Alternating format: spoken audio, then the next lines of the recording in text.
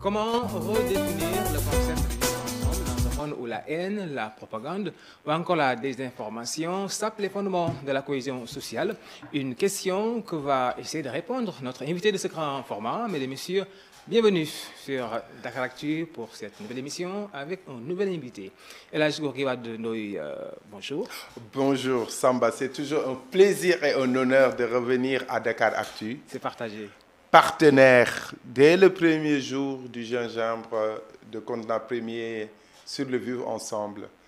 Et je souhaiterais vraiment, ab imo pectore, du fond du cœur, remercier et féliciter M. Serigne Ndiaye et l'ensemble de l'équipe de Dakaractu. Vous nous avez suivis jusqu'en Casamance. Et on ne peut pas oublier cela. Et c'est toujours un plaisir, El Hadji Gorgui Wade. Je rappelle que vous êtes journaliste, initiateur également du gingembre littéraire du continentpremier.com. Alors, vous en êtes à votre 4e édition, qui j'imagine a pris fin. Oui, a pris fin le 3 décembre passé, donc samedi.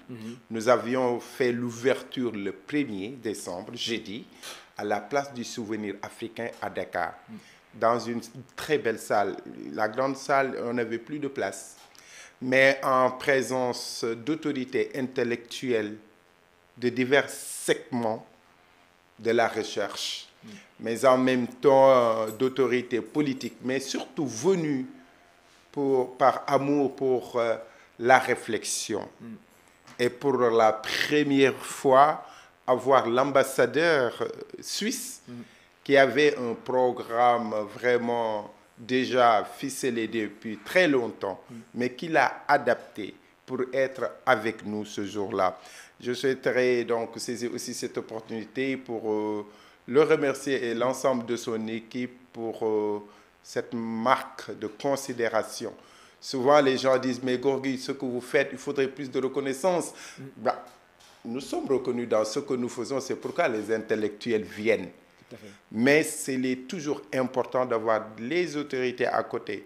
Ce qu'il faut sauvegarder par contre, c'est que nos activités qui permettent d'élargir les réflexions, de redonner l'espace public aux gens, vous et nous, aux intellectuels, pour réfléchir sur des questions sociales, économiques, etc., que ça reste neutre. Voilà. Alors, ce que vous essayez de dire, El Hadji Gorgui, c'est-à-dire que le Sénégal ne doit pas seulement être un hub économique, politique, mais également un hub intellectuel. Intellectuel, Samba.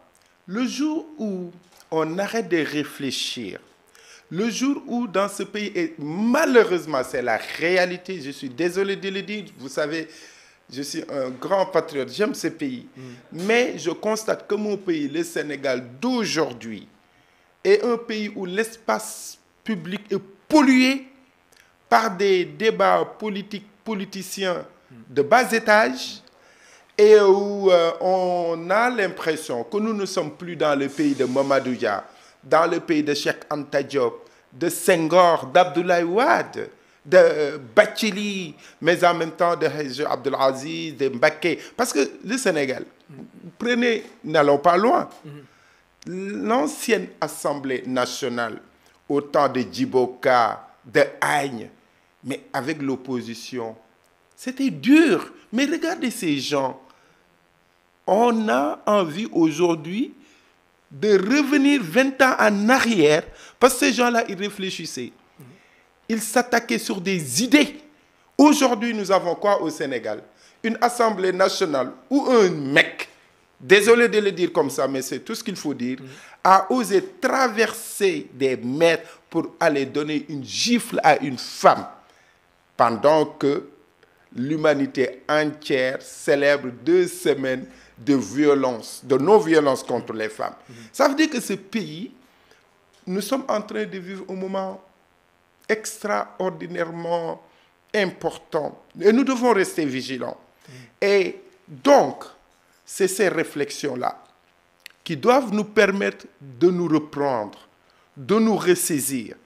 Et c'est à cela aussi que je continue à faire mon appel pour que le monde intellectuel, les universitaires, qu'ils sortent des amphis et qu'ils viennent habiter le peuple, qu'ils viennent habiter l'espace public. Parce que nous ne pouvons plus, dans ce Sénégal du 21e siècle, en 2022, laisser un débat pourri, un débat médiocre, rien que dans les mains de politiciens. Non, le Sénégal mérite mieux. Le Sénégal mérite mieux. Alors, le Sénégal, où va-t-il aller dans un contexte où on assiste à la désinformation, à, on va dire, une haine quand même omniprésente, où également il y a la propagande. Est-ce que le Sénégal, à l'image du monde entier, peut avancer aujourd'hui dans ce contexte? Il faudrait juste comprendre, et ça, on n'y peut rien pour l'instant. Parce que vous et nous qui avions l'habitude de travailler dans des médias dits traditionnels, ces médias de masse traditionnels, nous sommes aujourd'hui bousculés par les médias de masse numériques, et l'ère du numérique a changé notre regard sur le monde et nos regards en tant qu'individus, les interrelations. Et malheureusement, comme la majorité des gens qui sont sur les réseaux sociaux, et la pire de ces choses-là, c'est l'outil WhatsApp.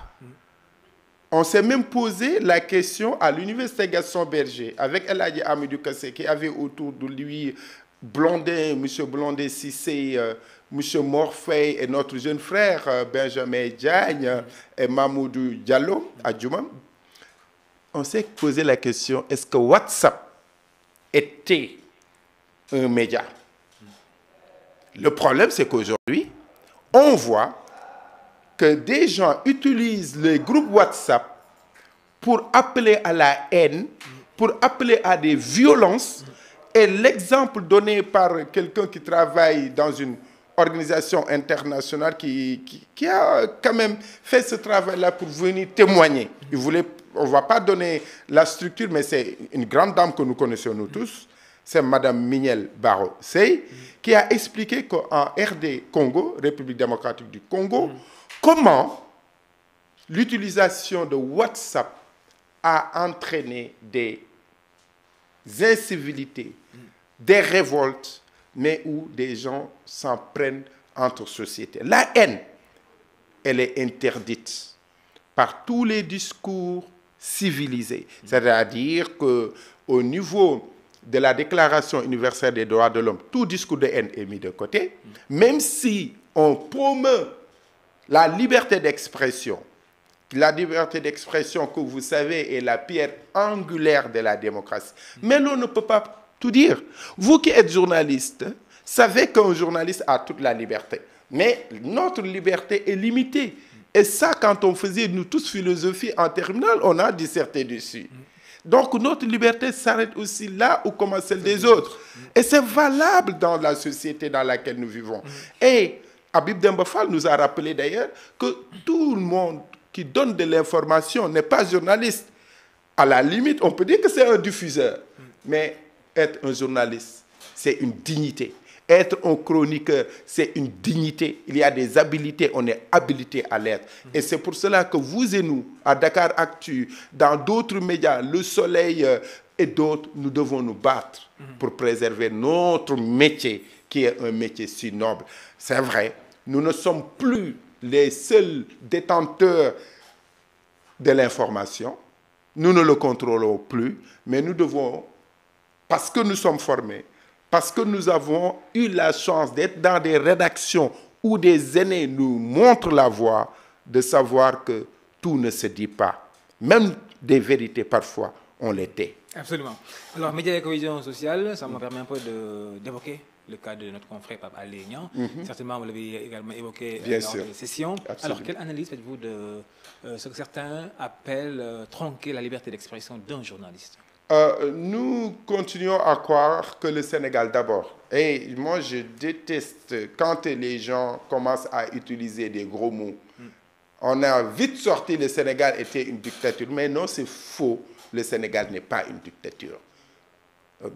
Deuxième chose, il est vrai qu'un journaliste en prison montre intellectuellement ce qu'il faut faire.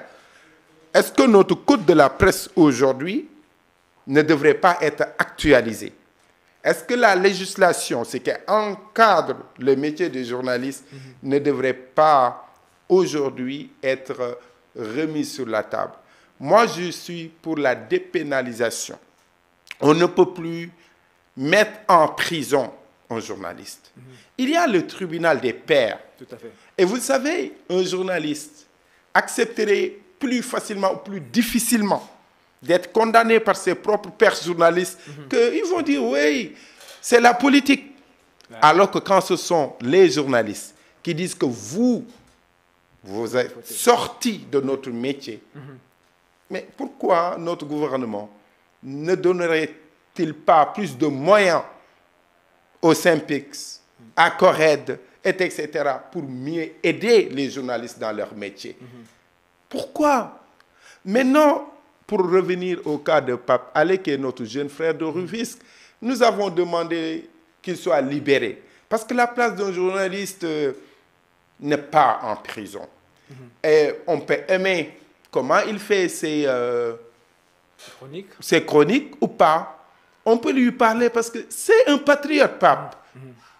Il sait qu'il n'a pas une meilleure terre que la terre sénégalaise. Donc, quand nous tous nous connaissons, nous pouvons nous parler. Moi, je préfère que Gorgui fasse, entre guillemets, une bêtise, que Samba vienne me dire, ah, grand Gorgui, je pense que là, vous avez déconné. Je vous écouterai plus que d'avoir un homme politique. Et souvent, malheureusement, ce qu'on voit, ces hommes, ces politiciens-là, mais peu parmi eux sont des exemples en termes de moralité, ce que je veux dire par là. Quand nous donnons à voir dans les télévisions des députés qui insultent en plein jour ou des hommes politiques qui utilisent le sabre pour parler à d'autres, au Sénégal, dans notre pays, cela pose problème. Donc, il faudrait, nous tous, les journalistes, que nous revenions à la raison. Et je profite encore de votre plateau pour demander à mon grand frère Macky Sall de ne ménager aucun effort pour la libération de Pape Alé Niang. Alors, n'était pas temps aujourd'hui urgent, on va dire, de procéder à un renforcement de capacité en matière d'éducation aux médias et à l'information? Mais ça, c'est important et surtout pour les jeunes. C'est pourquoi on a été content que les académies, les inspections d'académie de Dakar, Pikine et Guédiawaye ont compris l'importance de l'éducation aux médias, notamment pour les élèves. Nous ne faisons pas de la politique, nous ne faisons pas nos conférences pour être juste remplis de monde, pour dire que c'était trop bien. Non. Même quand on invite des étudiants, on demande aux inspections d'académie de choisir des élèves de terminale qu'ils puissent comprendre. Et eux, ils utilisent TikTok, ils utilisent Facebook. Et on a eu des étudiants, des élèves aussi, de ces académies-là de Dakar, de Pikine et de Guédiawaye, qui sont venus et c'était important de les entendre, de les écouter, poser des questions qui nous remettent en cause. Et aussi, si l'on n'écoute pas les plus jeunes, c'est qu'on aura perdu le combat de la civilité dans l'espace public. Ça, c'est important. Oui. Alors aujourd'hui, que faudra-t-il retenir de cette 4e édition? Quel enseignement? D'abord, que nous insistons sur le fait que la liberté d'expression, on ne peut pas la négocier.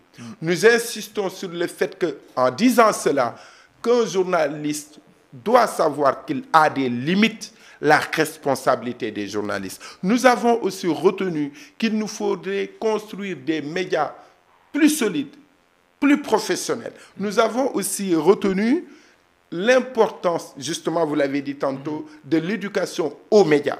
Et ça, nous aimerions engager l'État du Sénégal à fournir beaucoup plus d'efforts pour l'éducation, parce qu'il ne sert à rien de taper uniquement sur les gens. Il faut aussi de la pédagogie, dire aux jeunes comment aussi l'information elle est construite. Et qu'il est important pour eux, pour nous et pour notre pays de savoir que l'information est une arme. notamment dans un pays où, bientôt, on va exploiter le pétrole et le gaz. Nous ne pouvons pas devenir riches et profiter de nos richesses naturelles si nous ne continuons pas à vivre en paix. C'est pourquoi nous parlons de médias et cohésion sociale. Et ça, c'est important de le rappeler. Il y avait aussi la présence, on va dire, la participation des sommités. Oui. Alors, est-ce que aussi avec cette participation, l'idée quand même c'était de parler à la jeunesse, mais également de parler au monde entier, qui est aujourd'hui important de promouvoir le vivre ensemble dans le monde. Promouvoir le vivre ensemble. Et nous sommes convaincus que le Sénégal, si nous avons des politiques qui comprennent le fond, ce qui construit ce Sénégal-là, le Sénégal peut être donné en exemple pour la cohésion sociale au reste du monde. Nous avons la parenté à plaisanterie. Vous êtes bas, vous avez quelqu'un d'autre sur qui vous pouvez taper toute la journée. Je le fais souvent ici. Ben voilà.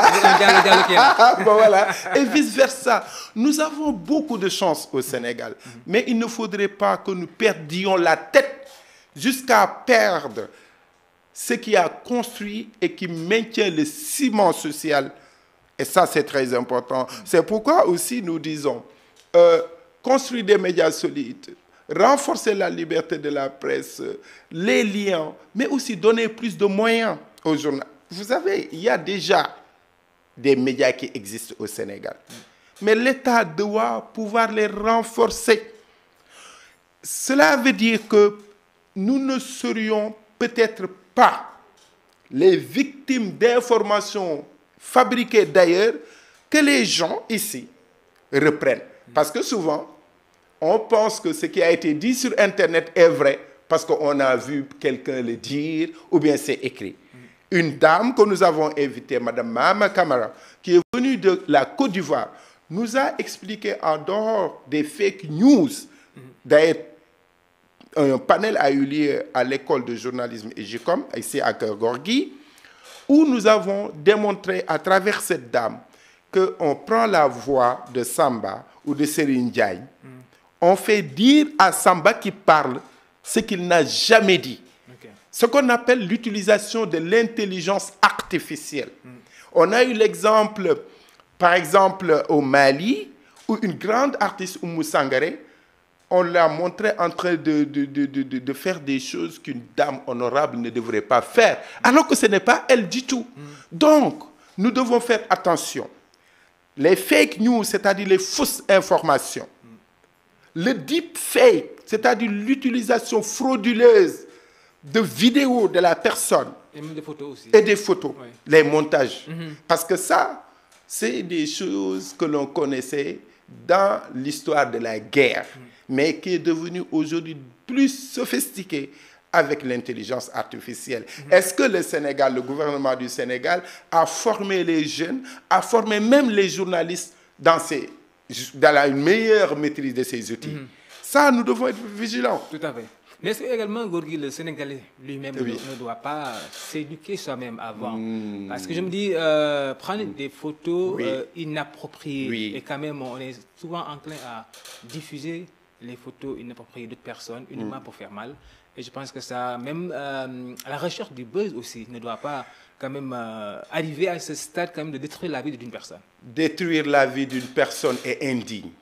Nous avons vu des gens faire des lives, c'est des directs sur Facebook, insulter des femmes sénégalaises. Je dis, quand vous respectez votre propre maman, vous devez respecter toute femme.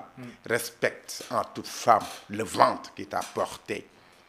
L'on ne peut plus accepter cela. Et là, effectivement, il va falloir encadrer. Et là, l'État est encore interpellé. Mais l'État doit savoir qu'il ne peut pas faire tout seul. Il faut impliquer les populations. L'intelligence est la chose la mieux partagée. Personne n'aimerait voir sa maman dénudée sur des réseaux sociaux. Alors, commençons par cela. Disons aux gens que ce que vous n'aimez pas qu'on vous fasse, et ça, c'est depuis le code de Hammurabi.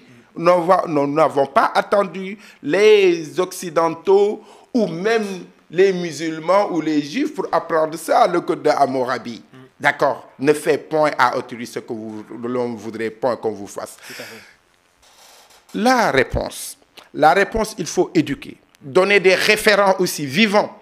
On peut parler de Senghor, on peut parler de Cheikh Anta, mais il y a des Sénégalais, des jeunes et des plus vieux qui sont là, qui sont des référents. On doit leur donner la parole, on doit les écouter, les mettre en valeur. Mais nous sommes malheureusement dans un pays où de plus en plus, quand vous êtes insulteur public, vous êtes reçu par les très hautes autorités de ce pays, ceux qui se battent avec leur argent, leur intelligence. Qu'est-ce qu'on a fait? On fait semblant, ouais, ils sont juste là pour compléter les kaléidoscopes. Il faut aussi que l'hypocrisie qu'on a sorte. On ne peut pas construire la société sénégalaise du 21e siècle avec l'hypocrisie. Nous devons être généreux. Nous avons rendu hommage justement à 3 personnalités importantes des médias. Babacar Touré de Sud, Communication. Walfadjri Sidi Lamine Niasse et une dame, Eugénie Rokhaya Aw, qui était ancienne directrice de CESTI. Tout à fait. C'est aussi pour donner des référents, même s'ils ne sont plus là, aux jeunes journalistes et pour leur dire attention. Si vous respectez votre métier, dans 10 ans, dans 20 ans, dans 60 ans, votre nom restera. Mais si vous êtes un journaliste qui met le feu, comme on l'a vu en 1994 avec le génocide des Tutsis au Rwanda, comme on l'a vu avec ceux qui ont promu l'ivarité en Côte d'Ivoire, ce type de journalisme-là est une honte et une balafre pour l'espèce humaine. On ne peut pas devenir journaliste, être journaliste et détruire les liens sociaux. D'abord, un journaliste est un médiateur social. Chez nous, c'est vrai, en Afrique, le journalisme est allé très vite. Mais n'oublions pas que nos nations sont très jeunes, que nous devons participer au renforcement des liens sociaux. Nous devons participer à renforcer nos nations. Sinon, le développement qui va venir, nous risquons d'être que de petits ouvriers dans nos propres pays. Ça, c'est important. Merci, El Hadj Gorgui Wade Ndoye. Alors, la 4e édition, c'est derrière nous. Oui. Quelles sont les perspectives? Les perspectives, d'abord, c'est la 4e édition. Nous vous avions promis ici que nous allons sortir des actes. On a fait des mémorandums que nous avons envoyés aux autorités, aux sociétés, etc. Mais il est temps, avec cette 4e édition magnifique, de tout rassembler sous un livre ou un acte. Et ça, on y travaille actuellement très, très dur. Et la prochaine édition, nous allons parler de quelle gestion foncière et des ressources naturelles pour un développement durable et inclusif. Nous vous donnons rendez-vous, surtout avec Dakar Actu. Nous sommes sûrs que le monde entier continuera à nous entendre. Merci beaucoup, El Hadj Gorgui Wade Ndoye. Merci. C'est toujours un plaisir de taille bavette avec vous, comme on dit. C'est toujours également un plaisir de vous accompagner lors de ces éditions. Je rappelle que Dakar, Saint-Louis, Sédhiou, à quand pour ma région, Kaolack? Kaolack, bientôt. Bientôt, peut-être l'année prochaine, justement, et là, parce que nous voulions faire à Rufisque ou Saint-Louis. Vous savez pourquoi? Parce que c'est là où les populations ont ces puits dont on parle, Rufisque Offshore ou Saint-Louis, mais nous allons le faire à Diamniadio. Donc là, vous avez la primeur, parce qu'hier, on l'a déclaré à Rufisque au centre culturel Maurice Gueye de la Fondation Sococim, où on a fait la synthèse des travaux. On a donné rendez-vous à l'année prochaine autour de cette question de la quelle gestion foncière et des ressources naturelles pour un développement durable et inclusif. Et ça se passera à Diamniadio. Merci beaucoup. Voilà, nouvelle émission, nouvelle invitée avec El Hadj Gorgui Wade Ndoye, initiateur du gingembre littéraire. Merci à vous d'avoir suivi cette émission. Rendez-vous est pris donc prochainement avec un autre invité, toujours pour bien vous servir sur Dakar Actu. Merci.